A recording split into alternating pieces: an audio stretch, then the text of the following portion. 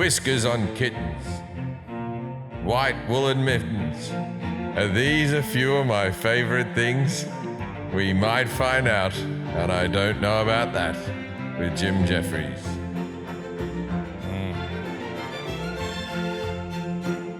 Is it your favorite things? I don't know. That's what Julie Andrews said. She said that these things were a few of her favorite things. She was just a fucking nun who never had something in her. I was talking to my brother yesterday. Oh, we're coming to you live, of course, from the world famous Hollywood Improv. Also, we're not live at all. We're not live. No, we're alive. We're alive. Yeah, we are recorded a week in advance. We're We're alive. Hollywood Improv. Hey, it's Christmas is coming. What better gift could you have than buying tickets to see Jim Jefferies? Go to jimjefferies.com. Maybe you live in Canada. I got loads of Canadian dates. Go to frontiertouring.com for all my Australian dates. I'm going to be out there in July. Not only Australia, but I'm doing what I said I'd never do. I'm coming, New Zealand. Oh, my God. I'm coming, New Zealand. Let's do this. Let's go again. June and July, right? Yeah, June and July. I'm going to be going over there. But yeah, all across America, there's some Boston dates, there's Columbus dates, Des Moines, there's Iowa. Let's bring Washington, a podcast Des out Moines, there. all these type of things, all these different cities. Go to jimjefferies.com. It's a great gift. Great gift. People love tickets for the person that has everything. They don't have me. They don't have me. So, even for the fussy Christmas purchase, tickets to things are always a good thing. Mhm. Yeah, speaking of that, January Experiences. 20th, Punchline Philadelphia. Some guy named Forrest Shaw is going to be there. Ooh, And follow he's good. our It's Instagram. more of a Boxing Day gift. Oh, you don't call it Boxing Day here, do you? We do, but we don't know what it is. Oh, yeah, So, no, no. We call it the day after Christmas. Yeah, whatever that is on the calendar there. And then our Instagram, IDCAT podcast, IDKAT podcast. Follow it. If you're listening to this, follow it. There's not enough people following it. That's not the podcast. And by the way, you feel free to follow me or Kelly or Jack on there. Jim's got enough followers. Yeah, I got enough Follow followers. IDCAT podcast. Stop following me and follow them. Yeah, well, no, keep following him. Oh, keep following me. You can follow as many people as you want. And You all can the find all limit. sorts of stuff. Yeah. all the people who are watching online, we were a little bit late today. We have a bit rushed on the podcast because Jack forgot the lights. You didn't Yeah. think we need to be lit. I was It all doesn't feel like we're late. They're just listening. They don't know I if we're was, late. They don't know I that we was were all late. for not being lit. I want to be as fuzzy as possible. I want to be in a production with all Vaseline over the lens. that's what I want to be. I tell you, I went to a party this week.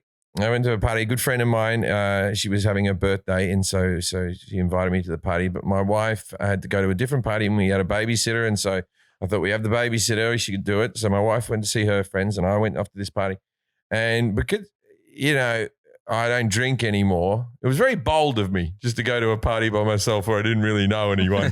Yeah. I wouldn't do it. I wouldn't do it Was it either. a house party It or was like a house bar? party. It's Oh, a house wow, party. okay. I fucking went in. I thought, I'm going to talk to people. Mm. Right? I'm just going to walk around talking to folks.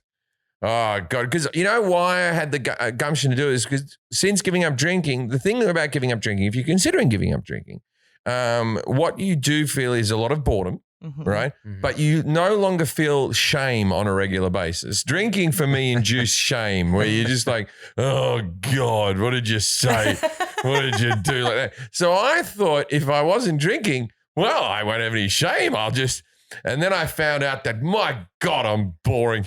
I bored the shit out of so many people at this fucking party. It was noticeable. And this podcast doesn't help. It doesn't help because it makes you a fucking know-it-all, and there's no one less interesting He's than a just fucking spelling know. off dinner party So I facts. walked up. I won't say who it is. Were you 'cause like, do you guys know what an Archaeopteryx is? fucking basically, dude. I walk up and there's a comedian. I won't say she's because she might not want to be mentioned, but I've never really met her. I know of her. She knew of me. I walked up and I said, "Hello, I'm Jim. We actually did a show the other day, but we didn't bump into each other like that, right?" And then she went, "Oh, it's nice to meet." It may be my own self-hate. This is the type of comic that I assumed would dislike me as a person, Mm, yeah. right? I was like, this person will definitely dislike me. But in those situations, as you do, well, you're a nice person. Just be nice and maybe they'll change their opinion. Maybe she probably had no opinion of me. Yeah. She probably had Yeah. no fucking opinion. But I went up there tentatively like, all right, I'm going to do this. Hello, we were on a bloody show together like this, right? I was talking. I was high as well. Yeah. That makes you chat a bit. So Yeah. I Also had, more self-conscious. I had an edible. And so I walk up and then the girl that she was talking to, I spoke to that girl for a while and I said, "Oh, I'm sorry for leaving you out. Hello, what's your name? I'm Jim. Hello, nice to meet you." And she goes, "No, I'm just enjoying watching you two talk." She goes, "You sound like a pirate," right? And I guess I have a little bit of pirate about me. I'm Jack Sparrow light, aren't I? Anyway, so I went, I sound like a pirate. I go, well, actually, the pirate's accent comes from Cornwall, where they all go, ooh, arr, arr, arr, which is where a lot of the pirating was done. There was female pirates, you know.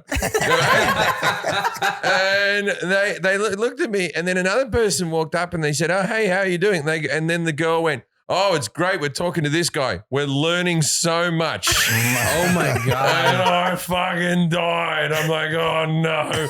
So I went off and I talked to another group of people, and I went and had a nice chat. Now, this other person I talked to, they were two celebrities, and one of them was she was a famous sitcom star, and her husband, who's famous in his own right for a different thing. Mm-hmm. And I won't say who it is because you'll figure out who they are. And they live near me, right? I found out they live near me, and they live right in the park. And I said something like this. I went, oh, you live right in the park? I was going to move to the park, but I went there to look at a house, and I saw a couple of junkies in the middle of the day, so I thought it was a bit dodgy, right? I was just basically knocking their fucking out like a fucking moron like that, right? And obviously it's like, who gives a shit as well? It's like, you know, they can walk to my house. Right. They don't have to go to the next one, right?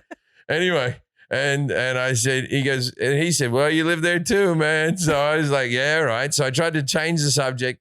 I got onto musical theatre a bit because I thought I knew a bit about that. We'd done a podcast and that. I rattled off a few fucking facts as I do. And then the girl said to me, it's been nice talking to you.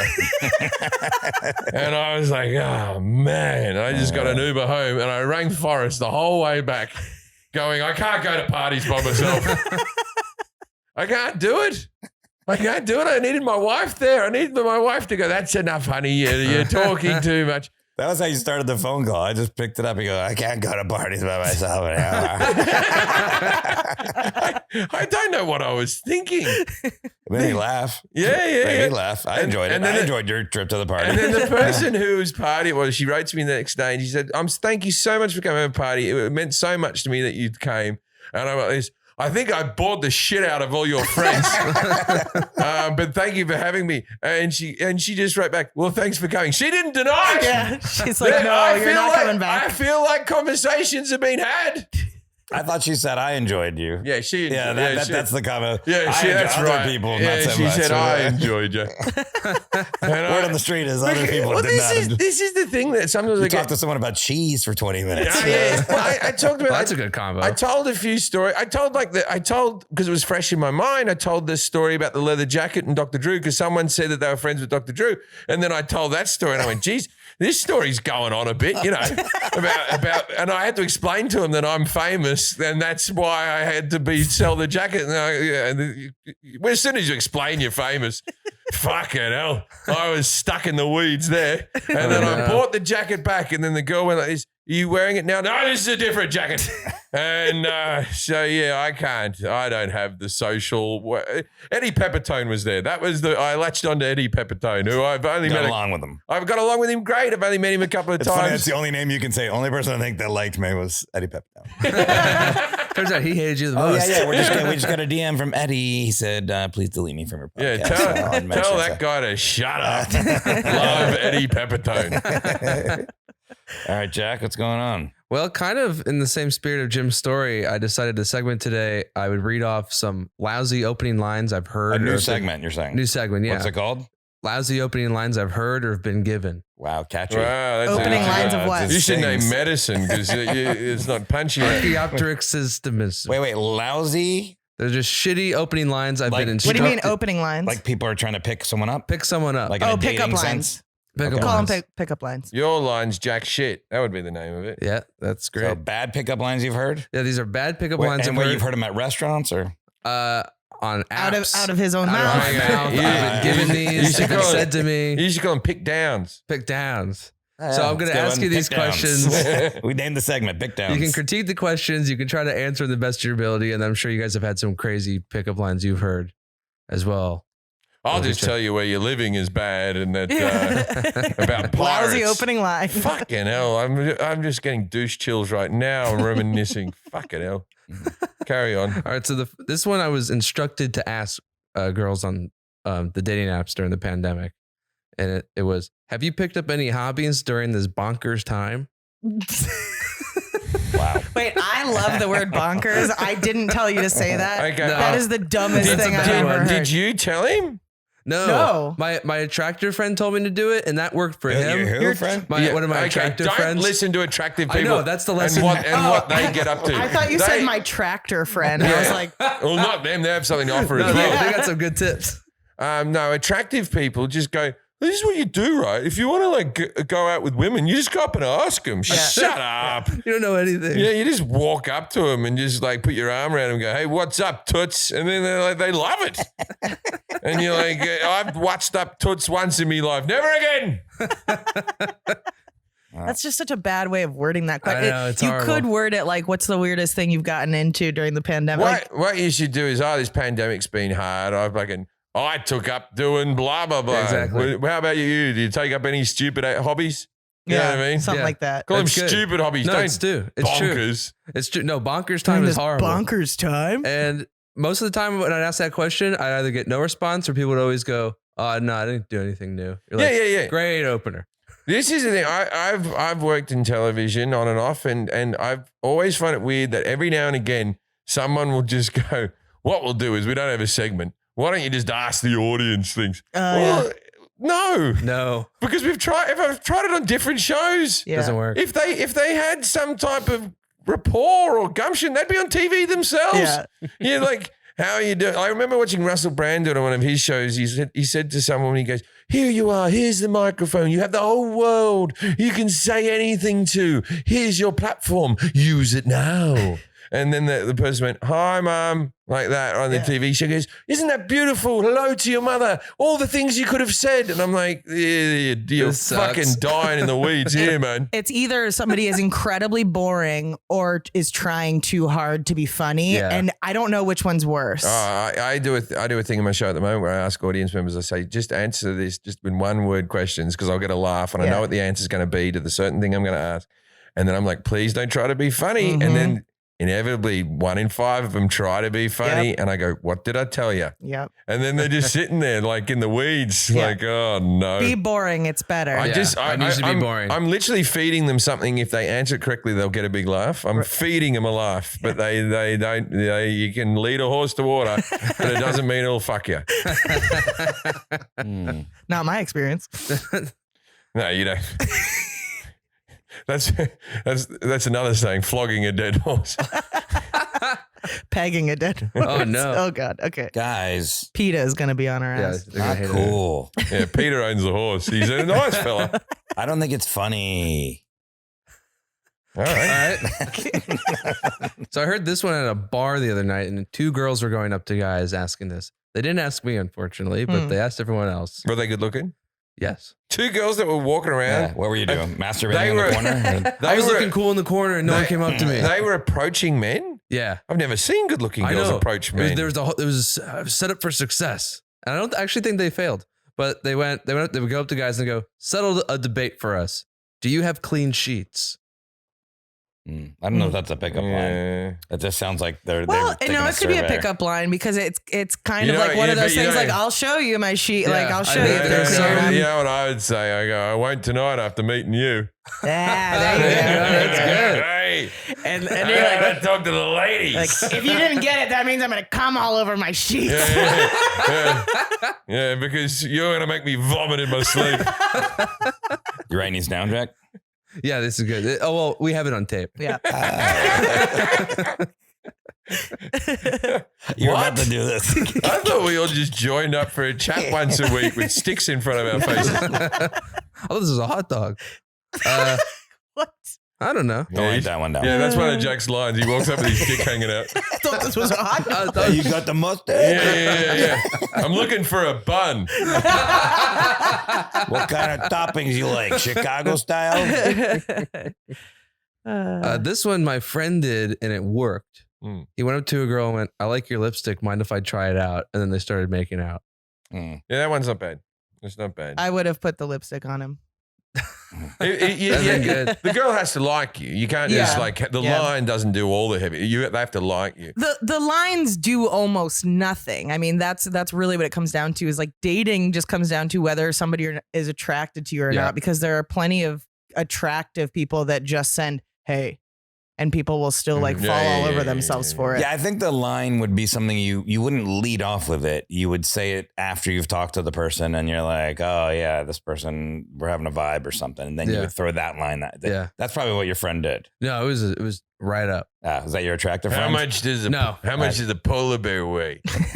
Enough to break the ice. No, it's about a cubic ton. We learned that on a podcast. Are you doing an impression of me? No. Oh, okay. I thought that was like my big of No, I was talking about you. You're a polar bear. Because your beard's gone a bit white. You used to be a little grizzly, and now you're my little polar bear. Oh, why am I yours? Someone's got to have you. Okay. You listen and learn. You'll find some. If you want to, if Forrest is single at the moment and he wants to meet women, Jack, what should he say? What's another one he should say? yeah. I never try to meet women. Just listen to his advice. You'll find a woman. This is one that was asked to me. Or wasn't it? Actually, it's a comment. Yeah, get off my property. I said, what the fuck do you want? I do have written down here, who do you know here? How did you get in? Could I see your invitation? The cops have been called. So a girl walked up to me and said, I bet you like period sex. I was like, You went like from the 1800s? Ooh, may I go downtown on your abbey? We haven't bathed for 2 weeks. You want to fuck? My bathroom's outside. Yeah. And then when I got at a party, it was a party full of actors. So they went, are you an actor? Well, that's just a question. I know, but that's the opening question when you meet someone. Are you an actor? What do you think the next thing? Let's fuck. Let's fuck. That's right. Well, I think there is something to that, especially if you're in LA, because people like to be flattered. So if you walked up to somebody and were like, "Oh my God, are you an actor?" Like maybe if you're pretending you recognize them or something like that, it kind of fluffs their ego a little bit. People like to. I tell you what, every time it's me, Jason Whitehead and Forrest, and we're walking through airports or we're getting in cars with things, everyone thinks we're a band. And I don't know what that last trip. Yeah, it's happened several times. Are you in a band? And they ask me what I'm in things. Are you in a band? And it's like, is it because I'm in an expensive car and I look like shit? It's because of like my clothes. I've got stains on my shirt and they're like, this is a private car. What's going on? This guy must be in a band. Yeah, that actually, that makes sense. Luis Wooden Car. What's your pickup line? What are yours? I'm sure he's got some. I mean, I'm so out of the game recently. I used to be good, but have you got a bird? Why are you out of the game? You have a girlfriend? No, it's just I've he's just a piece of shit. He's just fucking lonely. The game kicked him out. Yeah. No, I mean, I was telling Jack, I guess it wasn't a pickup line per se, but there was this girl on a dating app, and she put, I come from a long line of bullfighters. And I said, well, I hope you're available for a date. I thought it was great. But yeah, did not get. I've got some advice for you. Stay in the game permanently. We don't need you. Louis, we can ask now. What do you guys think about picnic dates? No, it's like an actual picnic. Okay, a picnic is a good 6 date. 6 date. Yeah, it's a daytime date. For me personally, the early dates have to involve a bit of alcohol because I don't want to be taken on a picnic. You both got to loosen up a bit to have a chat with each other. You know, second, third dates are sex dates. You know what I mean? So yeah, they're sex dates, Jack. So sex dates, and then you know, if you like the person, you get to like 6 or 7, you go, let's do a dating. Let's go to the park. Apple picking. You know, some women like fucking apple picking. How many fucking apples? Unless you're going to cook, leave the apples alone. Let them stay up there. You're going to eat them all? How many apples do you fucking want? That's why I don't date. I'm afraid guys are going to take me on dates like that, thinking that that's what I want. Louise took a girl apple picking, but it was just a... I needed help during my shift. Roberto called off, so I was like, could use a hand. I didn't want to say. Thanks for kicking that joke. Did the women like the wooden car? Yeah, generally. I mean, the voice it got works. high. Your voice just went up an octave. After they get past the pushing it. It's like a My Flintstone favorite car. thing when a guy picks me up is when the car's smoking. It's I nice. think it'll get us there. It's nice and romantic. Do you have any pickup lines about how the dick is used as a shovel? Oh no, that was a bad one. Okay, never mind. Whitney Cummings told me that. The dick's used as a shovel.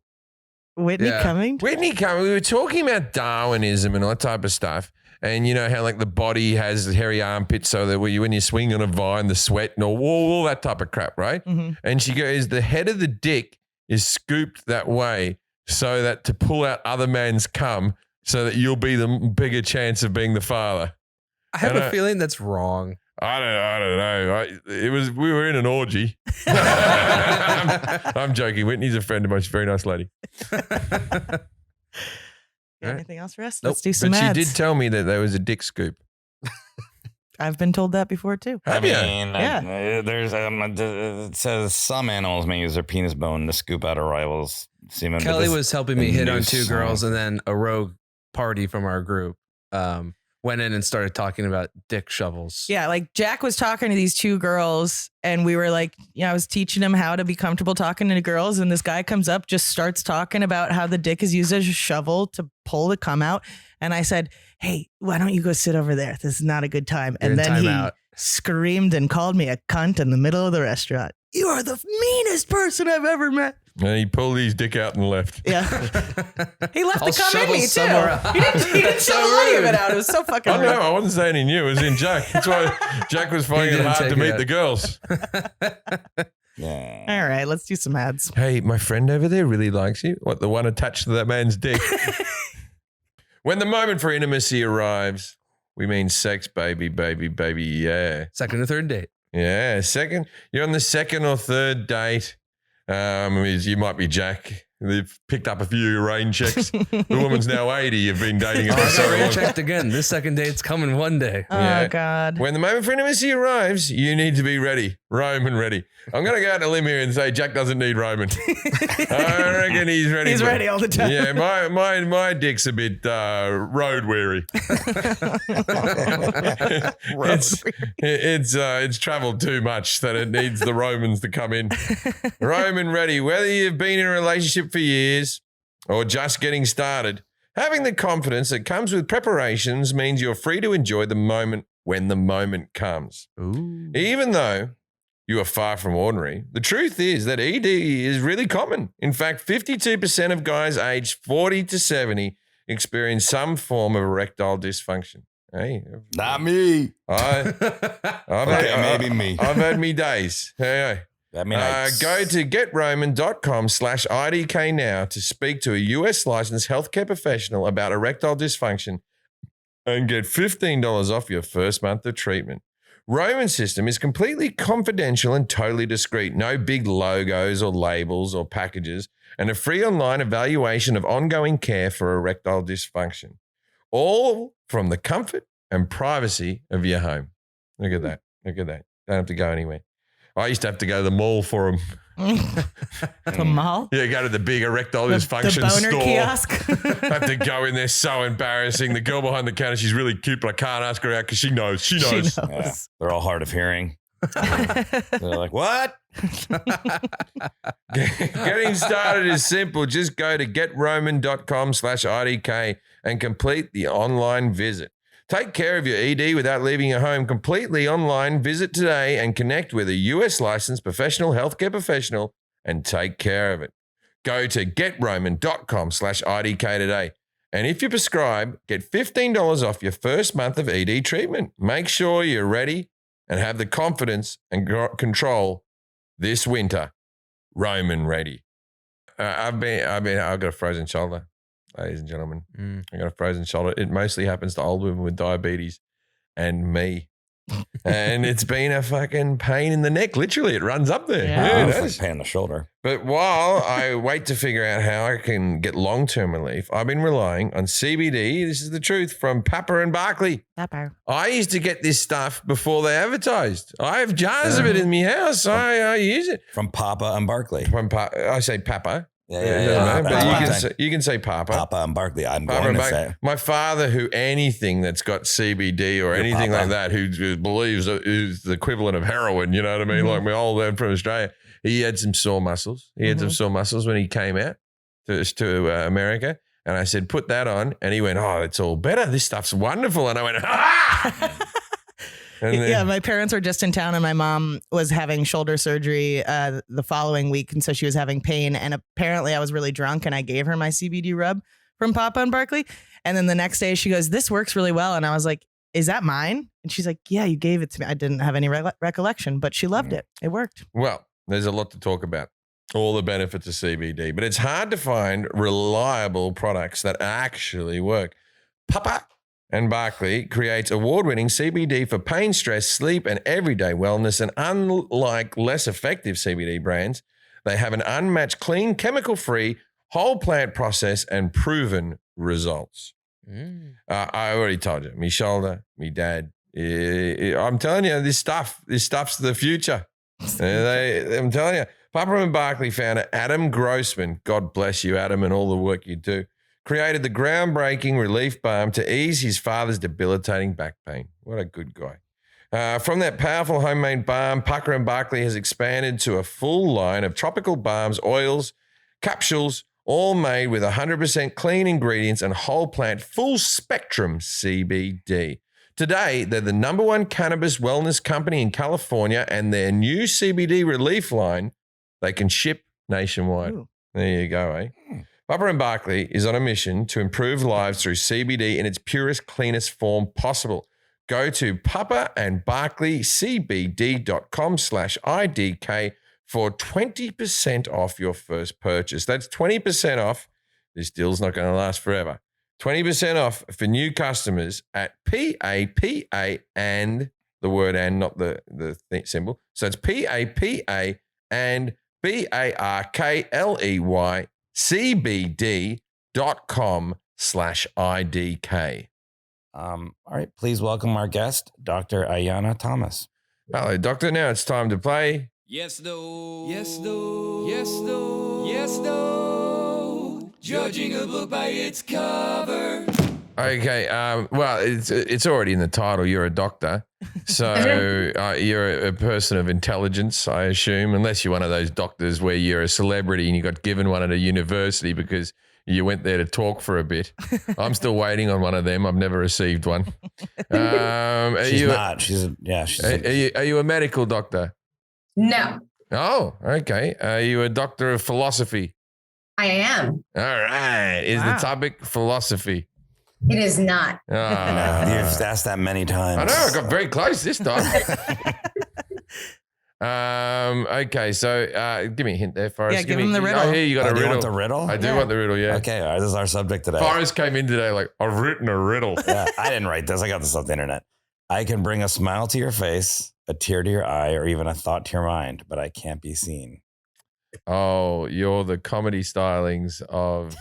What? That's such a good riddle. It is a good riddle. You can bring a tear to my eye, a cough to my mouth. A smile to your face, a tear to your eye, or even a thought to your mind, but can't be seen. What am I? You're an idea. Close. You're so close. Yeah. You're so close. This is something, I don't know whether this is good or bad for you, this subject. Oh, dreaming, nightmares. We've already done dreaming. I know, I love that episode. Not enough, I guess. Yeah. Well, you said your dad just wrote an autobiography about his childhood. Your childhood memories. Memory. There you go, memory. Like the corners of my mind. Yeah. I don't say like the corner of my mind because I assume it's a cube. Dr. Ayanna Thomas is the Dean of Research in Arts and Sciences and a professor at Tufts University, where she heads the Cognitive Aging and Memory Lab. Dr. Thomas takes a transitional approach to the study of memory and age-related changes in cognition. Dr. Thomas is a founding member and current president of the Spark Society, designed to increase diversity in cognitive psychology, and she is also the editor-in-chief of the journal Memory and Cognition. Did I say that right? Of the journal Memory and Cognition. So you would have memorized this one. Hello, Dr. Thomas. Tell us a little bit more about how you got into memory and from your own memory. Sure. Sorry. Sure. I have a terrible memory, so I'll just preface by telling you that my memory's really bad. So when I do all these retrospectives, they're always sort of, who knows what's true and what's false anymore. But I'll tell you my recollection of my past. How's the audio, by the way? Very good. Good. Okay, good. Let's see. I went to a science high school. And so I went to this school in New York called the Bronx High School of Science. And so there was a big focus on just thinking about, I really got into biology and how sort of biological processes impact the functioning of the brain. And then when I went to college, I started thinking about more from a psychological perspective, how we think about our past, how memories are formed, whether they're represented in the brain. And I got involved in a lab. I guess it was my sophomore or junior year of college.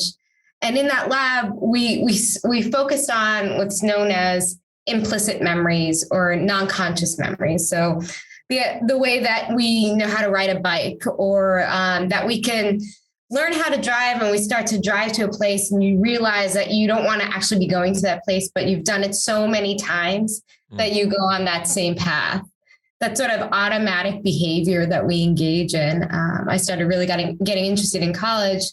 And from there, I went to grad school. And in grad school, I worked with a very famous researcher who was studying how to create false memories, whether people can create false memories of childhood events, and from there, how reliable our memories really are.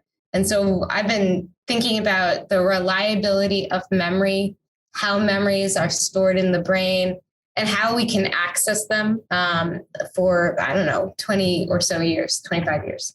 Well, you can only access a memory for 25 years? I tell you, I can't access any of my memories because I have memories of childhood. Well, we'll see, Jim. Don't try and get answers to questions. All right, man. All right, Dr. Thomas, I'm going to ask Jim a series of questions here. He's going to do his best trying to answer them. And at the end of the answers, you're going to grade him 0 through 10, 10 being the best on his accuracy. Kelly's going to grade him on confidence. I'm going to grade him on et cetera. We'll add all three of those scores together. If you score a 21 through 30, Jim, nice to see you again. 11 through 20, have we met before? 0 through 10, who are you and what do you want? Yeah, okay. What is memory?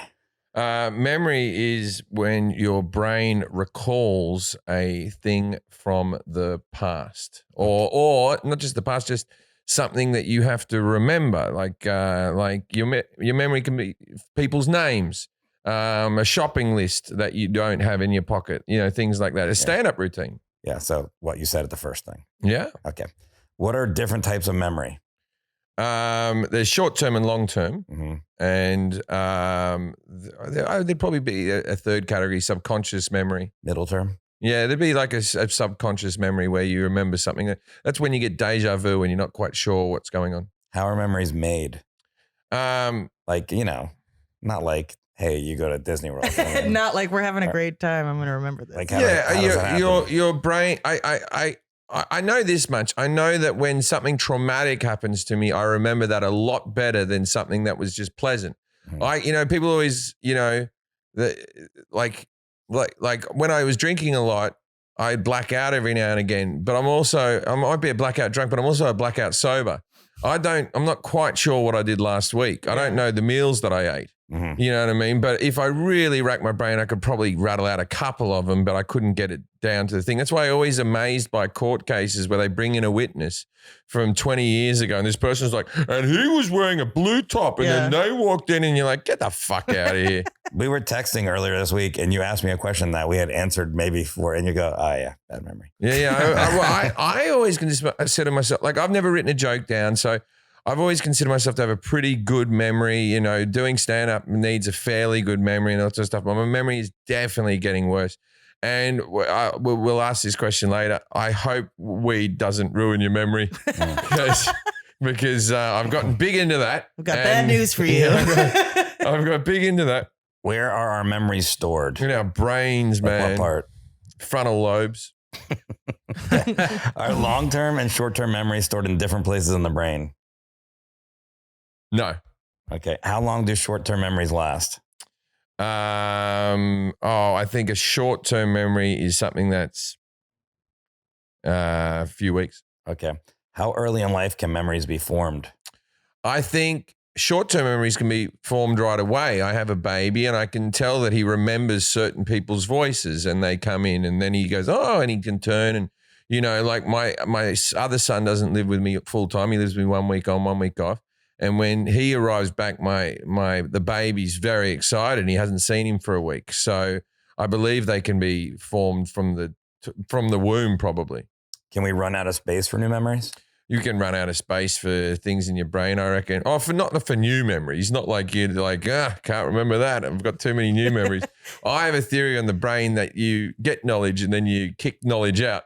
Like I can always remember 2 hours of stand-up comedy to do at any given stage, but I've recorded over 10 hours of stand-up comedy and I couldn't tell you more. Well, if I really searched my brain, I could probably churn out 40 more minutes, but it wouldn't be right. That reminds me of your theory about why you only listen to older music because you said you have no room in your brain to learn new music. I don't listen. I have about 1,000 songs in my head that I basically know the words to if they come on the radio. That's a lot of fucking songs.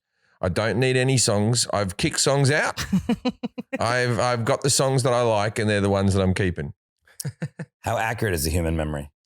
Well, it depends. It would be a case by case study, but I don't believe it's terribly accurate. I believe one person's recollection of something of an event can be completely different to another person's recollection of an event.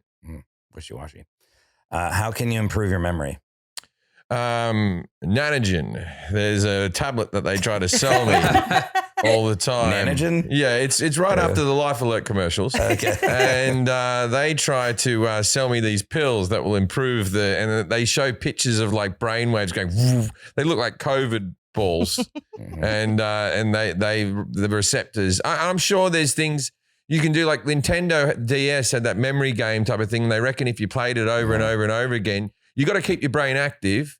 And if your brain's active, then your memory will be better. If you let it slow down like any muscle, it won't be as good. So only things that begin with N, Nanogen, Nintendo and Nanogen. Okay. This next question we'll get to with the trauma thing. What are some diseases or disorders associated with memory? Alzheimer's is a big one to do with your memory. If you lose that, that's no good. I don't know if it's inherently, I hear it's probably horrible. I imagine Alzheimer's is bad for a person who's lived a shitty life because they're locked in that fucking chamber. But if you've lived a good life, there's a few people that I'd like to have forget when they come over and when's Janice coming? Janice has been dead for years. Oh God. You know what I mean? So what was the question? Next memory. Question. What is anterograde amnesia? Anterograde amnesia. Sorry. I would say, well, amnesia is, I've never met anyone who's had amnesia. I've seen documentaries about people who have had amnesia. I've seen a million fucking soap operas where everyone fucking gets amnesia.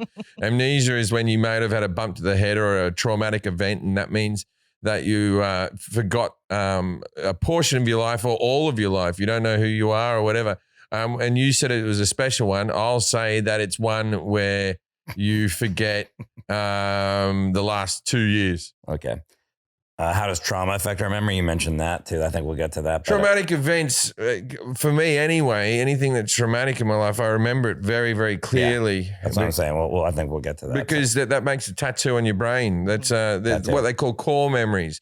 Core memories, like the movie Inside Out. I predicted this. We told her yesterday. Pre-interview. It's not fucking wrong. No, Inside Out's a great fucking movie. I said most of your answers would be based on Inside Out. Is what I said. Surprised it took you this long. Hey, I'll tell you what. I've only seen it once. Recalled all of that. Is Core Bing memory. Bong real? Do we all have Bing Bong? Oh, I just remembered Bing Bong. What's the difference between semantic memory and episodic memory?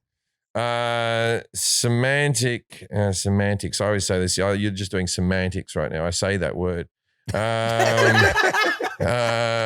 one of the ones I used to win arguments. And episodic is like, a TV show. Yeah, right? episodic will be losing memories of events. Semantic memory will be memories of just little parts of the event. I thought you were going to say it would be like when, hey, you remember that episode of Friends? And you're like, nah, I don't. That's episodic is where you remember like an hour long thing or a whole event, and then semantics are the finer details of that event. Okay, last question. So senses, your sense of smell, hearing, stuff like that. How does that affect memory? Smell definitely has an effect on your memory. You smell something, it might remind you of a Christmas that you once had, or a grandmother that you had that baked a certain pie or something like that. That memory will come flooding back. How does that work though? Well, your senses are all connected to your brain. It's all one and the same, you know. And so like your hearing, a song can bring back a memory very easily. You can hear a song or remind you of a time and maybe a person or someone that you shagged once or whatever, you know what I mean? Like it'll be, that's how music works. I don't think, I think it's not just music. Someone tears open a fart. You remember like, oh yeah, I remember when fucking Nick lit his fart at high school. I just remember Nick lighting hhis fart at high school. That was a memory that just came back. Memory unlocked. He lit it on the back of the bus. He lit it on the back of the bus, and a teacher, because he had his pants in, said, don't do that. And she pulled him by the back of the hoodie and he fell down and his ass was upright like a fucking bike rack. Romantic. Okay, Dr. Ayanna Thomas. How did Jim do 0 through 10 the best on his answers about memory? So I guess if we're going to give Jim an intro psych grade, I give him 50%. Cool. So 5. 5. Yeah. All right. How do you do on confidence? He was gonna be around a 6, but Inside Out made him feel more confident, so I'm gonna give him a 7 on confidence. Yeah, remember the other good things I said. 12. He mentioned Inside Out, so that's -7 for me.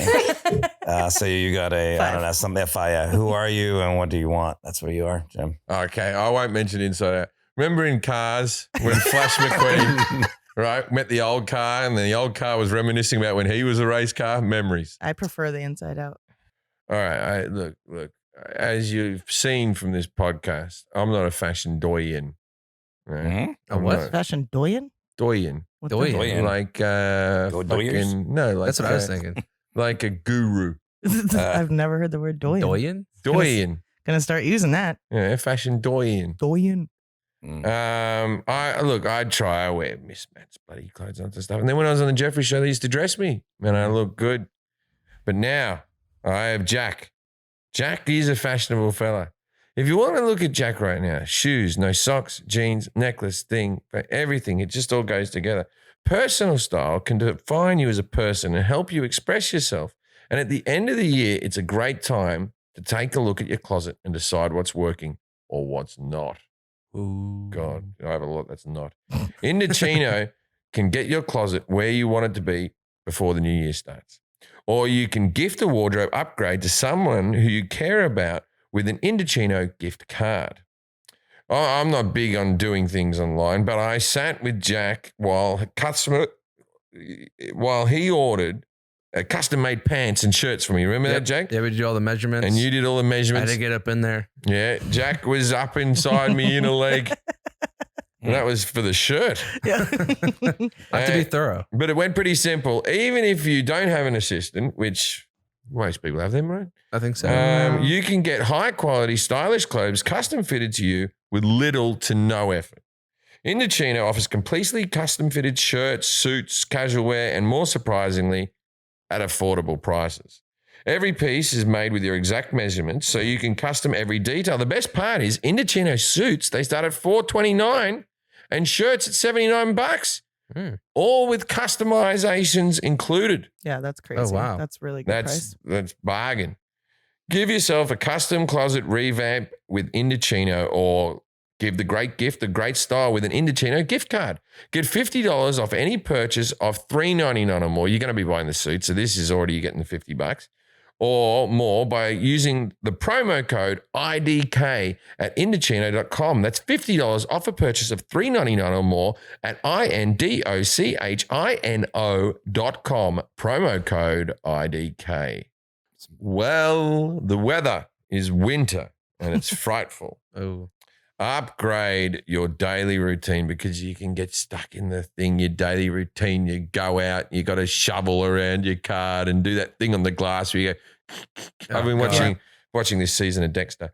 And update your daily routine with bespoke post and their new seasonal lineup of must-have Box of Awesome collections. Bespoke partners with small businesses and emerging brands to bring you the most unique goods every month.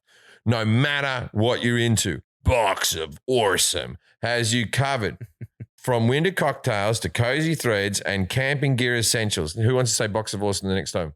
Box of Awesome. Has a collection for every part of your life. I just ordered one of my friends of mine who loves, he's a cigar lover, right? He's a cigar lover. A box that came with 6 cigars and the tools that you need to enjoy and the little thing that cuts the thing off the end and all that type of stuff.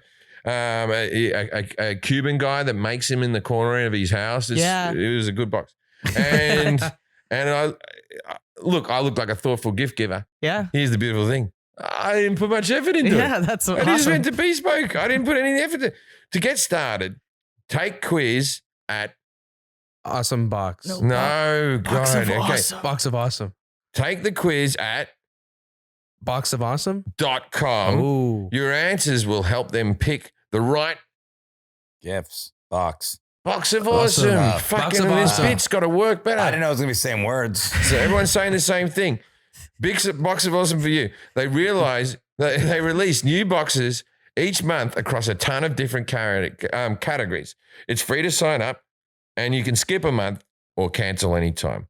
Each box costs only $45, but it has over $70 worth of gear inside. Plus each Box of Awesome. You're supporting small business. 90% of everything that comes in your Boxing. Box of Awesome. Box of Awesome. Boxing. is from a small up-and-coming brand.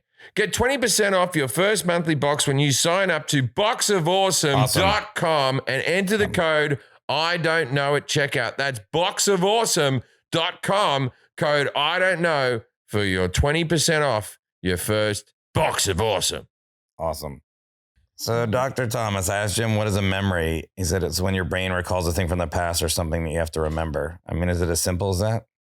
That was a really good answer. But I think it can be more broad. So Jim used the word recall, and I don't think we have to recall something for it to be a memory. So think about it like this. Any change in your behavior as a result of some previous experience, right? So I can change the way I'm approaching a new setting because I've been in a setting similarly before, but I might not consciously recall it, have that change in behavior. So we change our behaviors. Oh, there's a dog. We change our behaviors because we have these memories of these previous experiences, but we don't have to consciously recollect them. We don't have to necessarily engage the sort of conscious act of bringing it to mind in order for there to be a memory, if that makes sense. Yeah. Right. Yeah. I asked Jim, what are different types of memories? Said short-term, long-term, subconscious, and deja vu. Good answer. Only partially right. So you also asked about the distinction between short-term and long-term memory, which Jim didn't get right, but nobody does. Oh, well. I will from now on. Maybe not in a week or so. Yeah. So memory can be divided into short-term or working memory and long-term memory. So that's two really good conscious distinctions. But the short-term memories or working memory is the kind of memory that we're using right now, right? So we have this information that's active, let's say in our mental workspace, and I'm using that to communicate with you right now. But once it's outside of consciousness, it's no longer in short-term memory. So anything that we retrieve, even if it's just a few minutes later, we're still retrieving that from long-term memory. Anything that drops out of consciousness and you have to bring back up to mind is long-term memory. But from there, long-term memory can be divided into something you asked about a little bit later, episodic and semantic memory, which Jim didn't get right. We'll talk about it later. But you can also You can talk about it now if you think it makes sense. Yeah, we can go out of order. Well, we can also divide that into declarative memories and non-declarative memories. Okay, what does declarative mean? Yeah, so declarative. Good. I thought everyone else was going to look at me like I was a moron. Okay, no, that's good. Okay, good. But so this episodic and semantic memory fall into that declarative memory category. It's the memories that we can, again, consciously bring to mind. Jim, you were right. Episodic memory are those episodes of your life.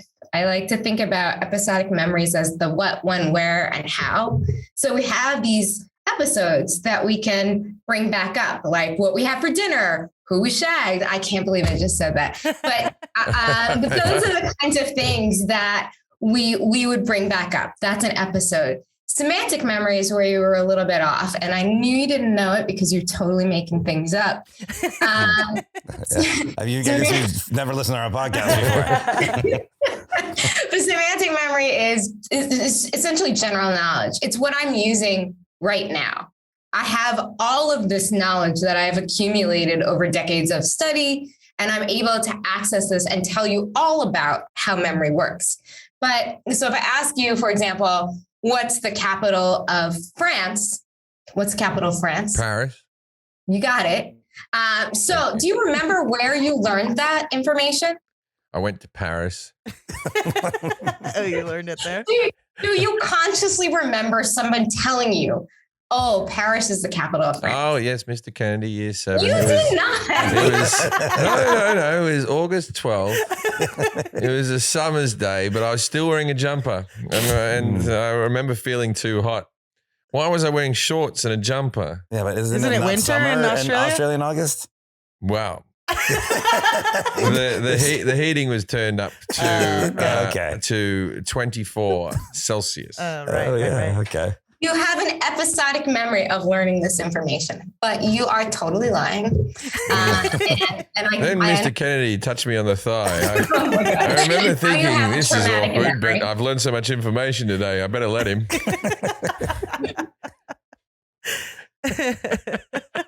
Hopefully you will remember the difference between episodic and semantic. I tell you what, you're going to remember this.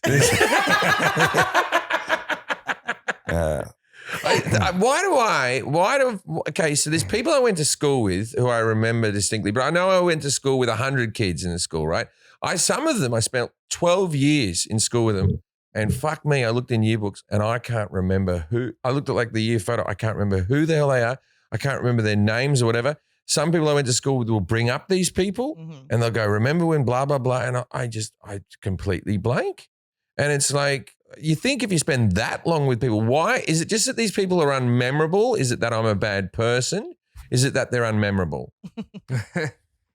I think it can be, you're not a bad person because you forget people. I forget people all the time too. And I think that the reason why people will remember the past episodes, there's differences in how people remember the past, is because some people like to think about it more.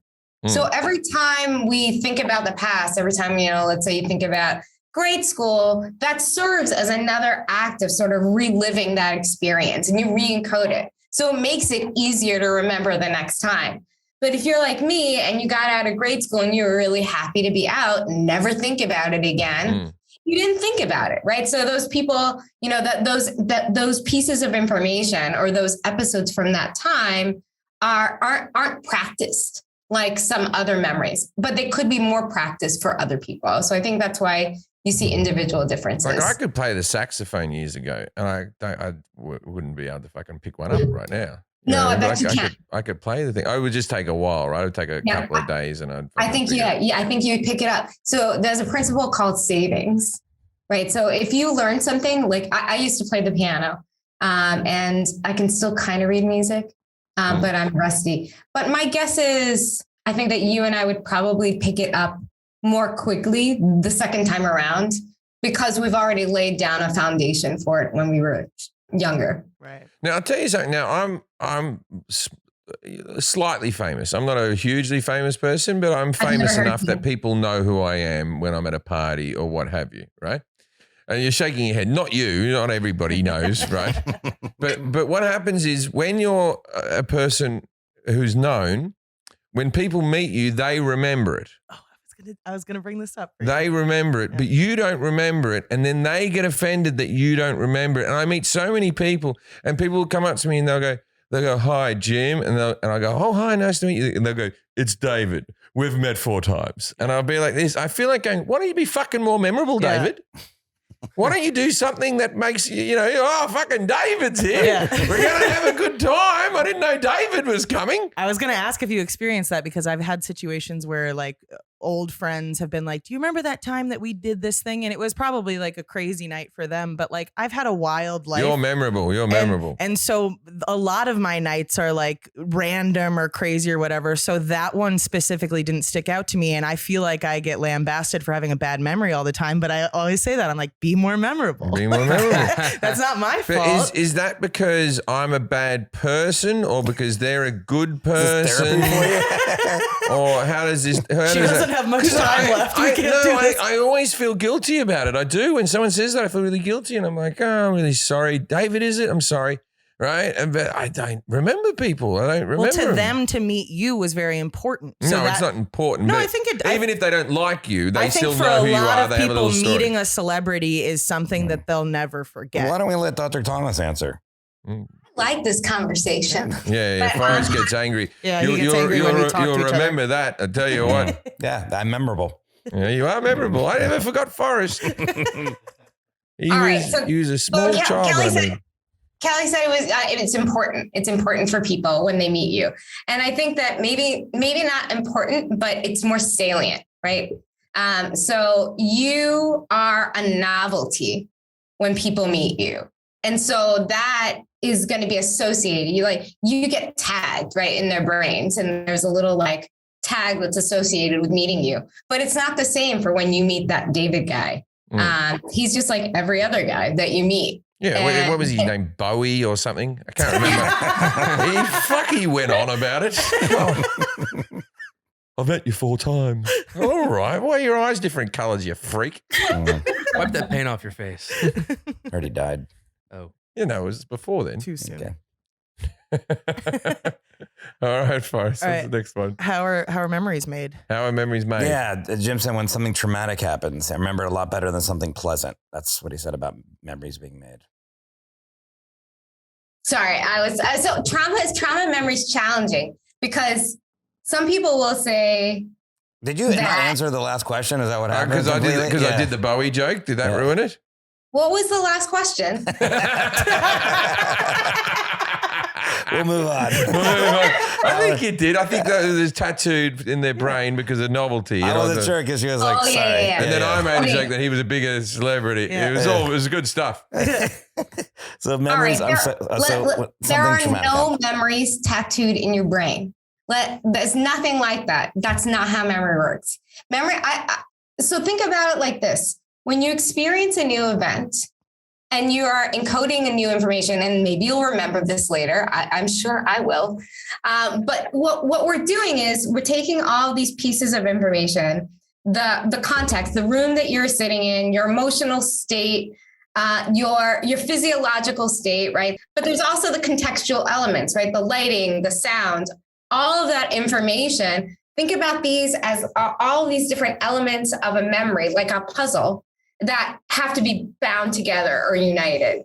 And so those little pieces aren't stored as one unit. We don't have memories. They're not represented like that. The brain could not sort of represent each of these individual units in this kind of space. But what happens is that you have this pattern of activation in neurons in the brain. And that pattern of activation gets consolidated into one unit. And when you go to retrieve that memory, that's when you have to sort of bring that activation back up and put those pieces back together. We never put those pieces back together correctly. So sometimes we might forget, you might misattribute something I said to maybe something Kelly said later on, right? We start to make these errors because the different attributes shift over time. They get mixed with other kinds of patterns of activation in the brain. And so when we put the puzzle pieces back together, think of your brain as having, think of all of these memories as being billions and billions and billions of different puzzles that you just have to sort through and put back together whenever you're retrieving. And we do that with some degree of accuracy, but as we talked about in a later question, memories are not accurate. I also do a lot of expert testimony work. So I'm an expert witness. So when you brought up having a witness come and talk about the guy wearing the blue shirt 20 years ago, no, that witness is not accurate.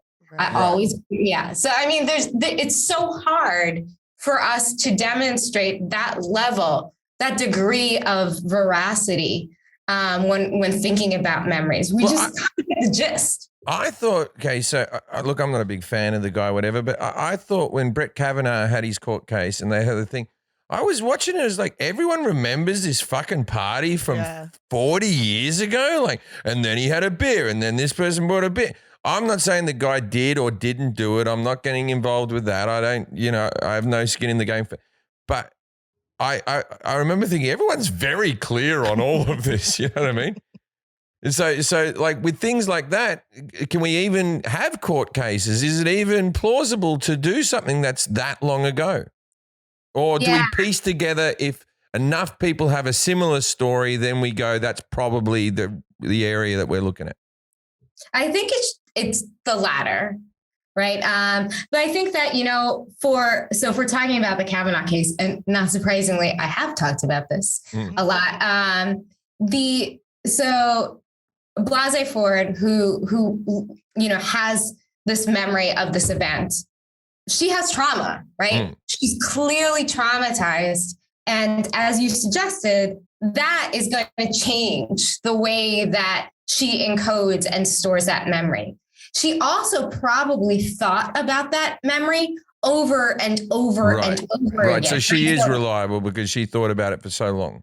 Well, she would be more reliable than, the average person going to an average high school party. And let's say you go to these over and over again, and they all seem similar. So the fact that Brett Kavanaugh maybe didn't have a recollection doesn't surprise me when someone else has a recollection. I can see both of those states as actually demonstrating truth. Right. Now, that one's not a court case, right? There was something else. And that proceeding, I think, is a little bit different. In the context of criminal justice, do I think that we should convict people on the basis of recollected memories from 30 years ago? No. Right. I 100% do not, unless there's other kinds of evidence to sort of correspond and support these recollections. But because memory is just so, unreliable, it's hard to sort of put someone in prison for decades based on a recollection. I had memories of my childhood that I brought up with my mother before she passed away, and she didn't remember them at all. Mm-hmm. And I was like, how can't you remember this was something that I considered to be traumatic or something like that? She had no recollection. It was things that I'd carried around that I was angry about for many years. And I couldn't be angry at her because she didn't remember. Mm-hmm. I was like, and then maybe I overblew it in my head as well. I don't fucking know, but it is a tough one, that one. Like, how do you get angry at someone if they don't recall the incident themselves? Right. Sorry, was I bring everything down just then? I was just thinking about something when you said that, because I was thinking about when I met my dad, like recently, and then he didn't remember, like he thought he was staying in touch with me when he wasn't. Yeah. But I remember you bringing that up with your mom, and you're like, it was so long ago, so who knows what's memory, But yeah. Well, and plus, like, perception is reality, right? Like, we're all in the same room doing the same thing, but everybody will have different memories of this time because things affect you differently. So that is what's interesting, is like two people can be saying their exact memory of a certain date and be wildly different, I think, in their experiences. And that's what's confusing too. Can your memory work to protect you? Can it rewrite history to make things more palatable to your mental health? it's not that your memory is doing it, it's you are doing it, right? You don't have to don't make a homunculus. There's no little man in the brain. Right. But so it's sort of like, what can we do to sort of function in our lives? And I mean, we've all had, I'm sure, a bunch of middle-aged people sitting around. We've all had some trauma that's happened in our lives that we can choose not to think about. Or we've had some awkward exchange that we can choose to try, so we engage in protective strategies. But every time we choose to maybe not think about it or choose the context, we're engaging in a control regulation process so that we can, support our mental health. So I think there's there's a strong relationship between how we remember the past and emotion regulation, how we want to feel about those recollections in the past. What did you call the little man in the brain? What was his name? A homunculus. Homunculus. Homunculus. A homunculus. Like that. I don't have one of them. I have a little man in my bowel that has a little pushing stick. What's his name? That I always think, like, when I need to have a poo, he's like tapping on the side. I'm like, all right, we got to go to work here. And he has the pushing stick and he like that. So the memories were stored in the brain, right? But not in the frontal lobes. I know you were just. Oh, yeah. No memories on it. I think that you might have just knew about the frontal lobes and then said that. I remember so memories. The frontal lobes are important, but I would say the entire brain or the entire cortex plus some subcortical regions. So when I say the entire cortex, I'm saying frontal lobes, temporal lobes, medial, or parietal and occipital. But also the hippocampus and the amygdala, which are the subcortical regions that are going to be really important. But so if I think about a memory as being a distribution of attributes, like what I heard, how I felt, what something sounded like, all of those different elements might have different kinds of activation in different areas of the brain.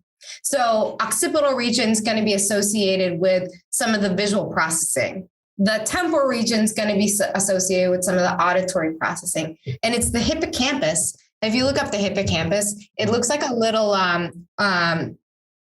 what are those? Like little horseshoe kinds of things. And if you or like a little seahorse, right? If you look that up, this little part of the brain is designed and it represents a way to put all of those elements back together.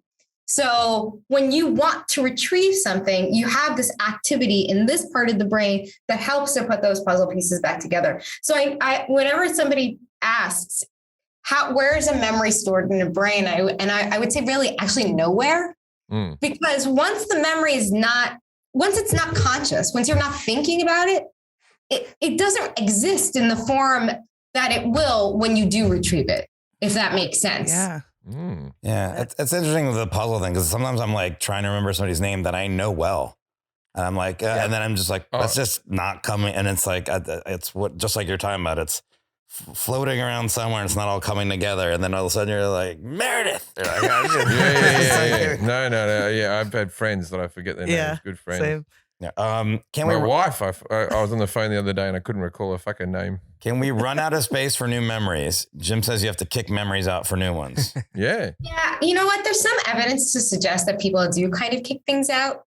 But there's also evidence to suggest that our memories, some things can just be long lasting and all we need is the right retrieval cue. So the last question you asked was about smell and other kinds of senses. And those really are these kinds of retrieval cues.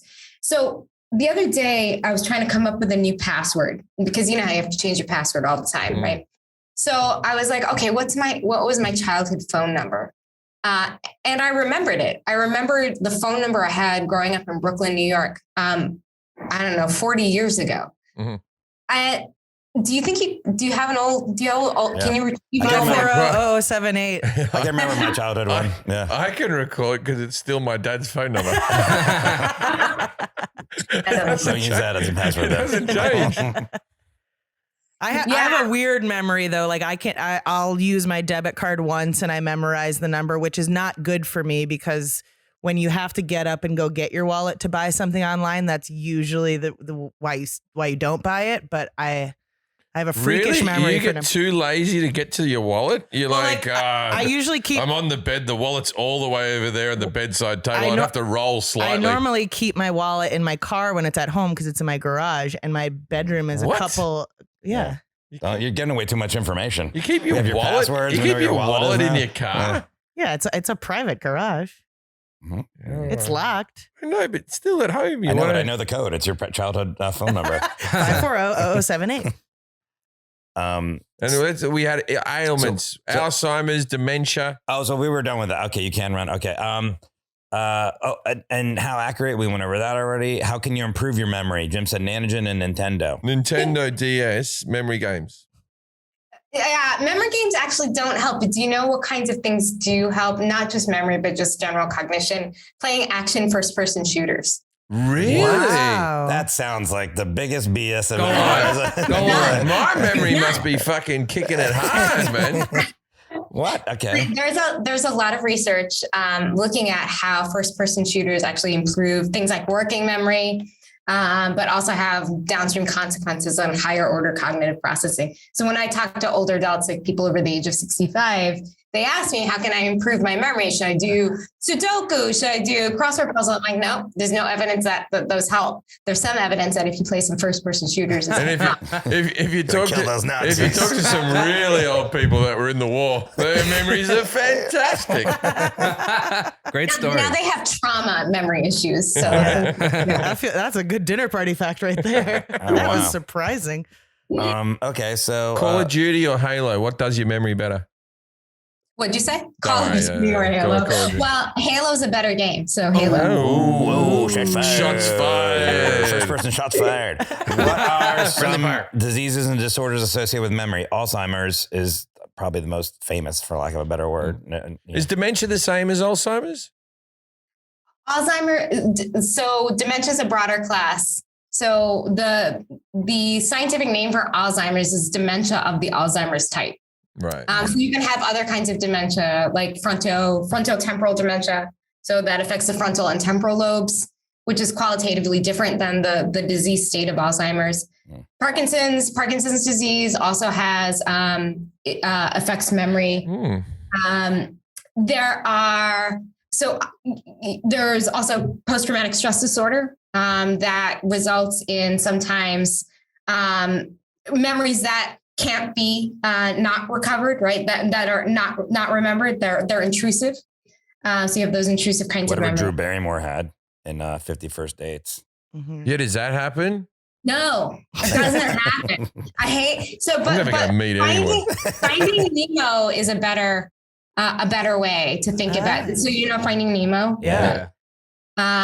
So I think that's a really good way to think about memory, and that gets at amnesia. Or what, like Dory had the thing, or is it just that he couldn't remember his way home? He couldn't form new memories, right? I think that was the thing about Dory. Dory couldn't. Yeah, Dory. Okay. I have a bad memory. I told you. How many Pixar films have we brought up? I know. What about Memento? Because that one's all about not remembering the day. Who brought up Memento? The Jeremy. He's very unmemorable. Memento is a great memory movie, and that Memento is the best encapsulation of anterograde amnesia I've seen. And I also love Christopher Nolan movies. So that's anterograde amnesia, not how you talked about it. You talked about anterograde amnesia as getting a bump on the head or some sort of neurological trauma, and you're going to forget the past. Maybe it's 2 weeks or 2 years. That could happen, but not the way that they depict it in the media and movies. It's that's called retrograde amnesia. Just asking for a friend. Does anyone ever fake amnesia to get out of, say, a marriage or something? I'm going to say that it's probably happened. Yeah. It has to have I happened. can't remember anything. What's your name? I don't know. This is all new to me. So bump on the head is retrograde, and then Memento's more anterograde. Yeah. So you remember how in Memento, the protagonist couldn't form new memories? Yeah. So then he tattoos notes and he takes pictures. That's where Jim got the tattoo thing from, probably. Well, I don't like Memento. Yeah. Yeah, people who have slogans on their arms. Yeah. So, Sorry, okay. Kelly. Okay, my slogan is party on, Garth. Let's be Yeah, honest. party on, Garth. All right. It's good for when you do the devil horns, people can see it up high. So we discussed semantic and episodic and smell. Okay, so does trauma affect our memory? We did touch on that, but maybe that's where a good spot here to kind of Dinner party fact? No, I know. Does trauma affect our memory? And Jim says, yeah. So is that true at the very beginning? Jim said trauma is the things you remember more than the good things. Yeah. So Jim also said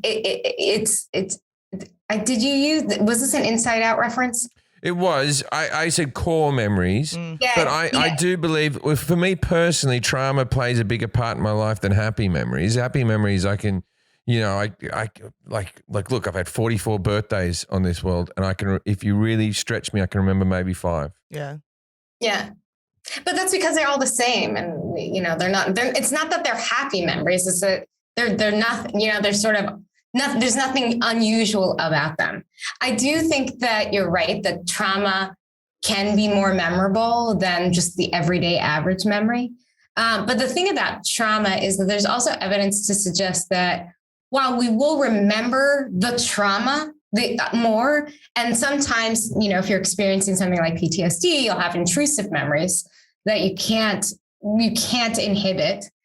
What we tend to see in the scientific literature is that some of the details in the traumatic experiences are remembered less well. And I think that's tied to the fact that when we are experiencing trauma and then encoding a memory in the context of that trauma, we're having a physiological response. We're having a stress response.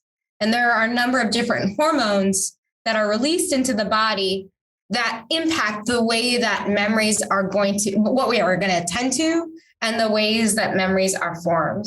So some things about the traumatic experience become really, really memorable. And other things sort of just aren't even represented or consolidated in a way that we can remember them later on. So it's not it's more memorable. No, it's not. It's that it's complicated, but it is a little bit different than, all my birthdays are now the same because there's nothing exciting about them. My son asked me the other day, what was my favorite Christmas? And I was like, last year was pretty good. Yeah. If somebody asked me to say like the happiest day of my life, I'd be like, I don't know, but I could tell you about 6 times that ruined my life. Very easily. Yeah, the bad ones. All All right. right, here's the part of our show called Dinner Party Facts. We ask our guests to give us something obscure, interesting that our listeners can use to impress people at a dinner party or bar about memory. Obscure and interesting about memory. Yeah. You don't remember anything. Okay. Yeah, memories are completely unreliable. Oh, I have that one. Memories are more about predicting the future than recollecting the past. What? Whoa. How? What do you mean? Okay, so good. I got one. So even though we as we experience our memories, we're always thinking retrospectively about the past. Really, I think the function of memory is to allow us to anticipate the future, anticipate how to navigate. Memories are allowing us to sort of move through our environment and our world in an easier way. So this is why your child who's young can have memories and recognize his brother when he comes around. But in 5 years, when you ask your son about this period of time, he won't be able to remember these pieces of information because he hasn't laid down the foundation yet in order to predict and add to that framework. That's what he's doing now. That's what he's doing as he's developing. So memories allow us to predict and expect what's going to happen in the future. Oh, that makes sense. Well, Doctor, thank you for being on the show. We appreciate this. I'll endeavour to remember meeting you. If I ever see you again, I'm going to remember you. You'll be right. You'll be right. She's out in Boston. Just wear exactly the same outfit, just to really kick it home for me. Thank you, everyone.